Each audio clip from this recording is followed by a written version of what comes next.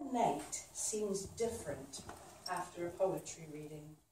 The stars lean in, some sitting on the shoulders of the mountains, not wanting to miss a word.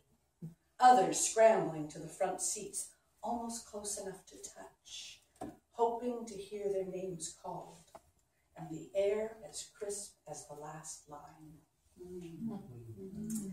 This one, Renee Saclakar, is our current poet laureate for Surrey, and she is taking time to be with poets to give them feedback.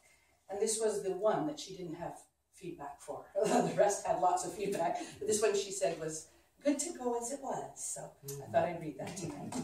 Thanks.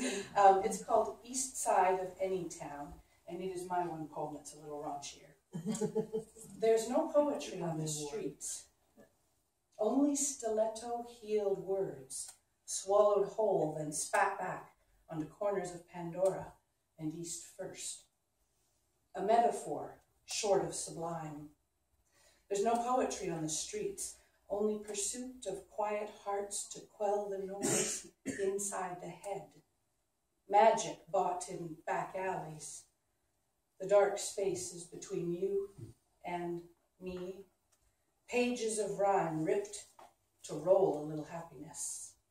There's no poetry on the streets, only captive souls pacing in prison sidewalks, hats tipped for a hand out of their misery. Alliteration, the stutter from the gutter while pursuing their muse. Rum-tum-tum, but the lady with 40 flowers in her hair, head tilted sideways from the weight, shifts the bag of bottles, and Sylvia Plath peeks out between the bars of her shopping cart. And this one, I think you'll remember, Heidi. Carmine Starnino was at the Pelican, so this is the poem that I wrote when I came home that night. Carmine Starnino at the Pelican. Spent my last 20 on a book of poetry. No food until payday, but sated. As I roll his words around my tongue, chew their bite and wring a pungent metaphor from the page until every phrase is fully digested. The curl of the letters, straight backs and the ones that tip and spill between the lines, all have a sweet stench that lingers on the fingers long after I've closed the book. And then Susan McCaslin did a wonderful thing for the Hanshan Poetry Project, and so I was inspired to write my second last poem here tonight after hearing her. The future lives here. They hang poetry on trees to save a forest. Similes like butterflies paint the leaves. Passers-by notice, because you capture the tune in your cinquain, the hum emanating from rings holding centuries of song in their bark.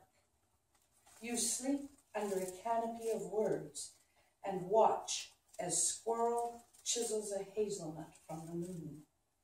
In the morning, you drink a tea of sycamore, magnolia, and fiddlehead, each swallow a bitter truth. By noon, bulldozers arrive, bearing placards. The future lives here. But they saved a lot of that. They did, she did. This was my worry, it wasn't going to, and then they did. That's right. And the last one is the one that somehow got the editor's choice for the CV2 two-day poem contest. So there are 10 words we have to use in the poem. And this one's called Vegas, baby. Debating between trading vows at Goratorium, where jaded gargoyles guard the procession, or a 24-hour drive-through wedding, Eros missing in action.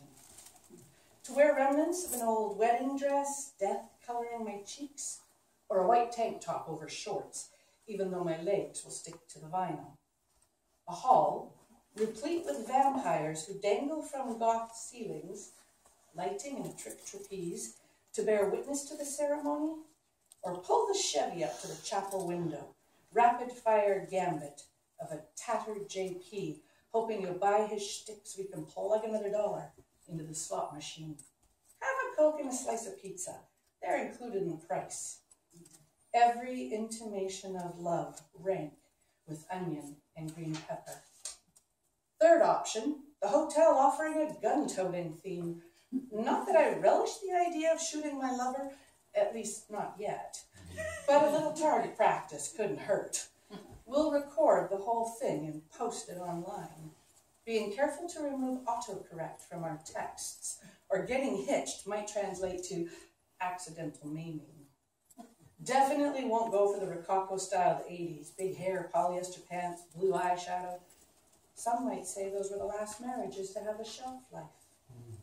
Here, they offer weddings with 3-day expirations. Don't forget the bouquet of neon chrysanthemums to be borrowed from the 1225 couple, or should I pre-order a bridal arrangement of dead roses, black feathers, red satin? Whatever we choose, we'll have to pick our way through placard-bearing zealots, wielding sententious messages, packing guns under plaid dresses.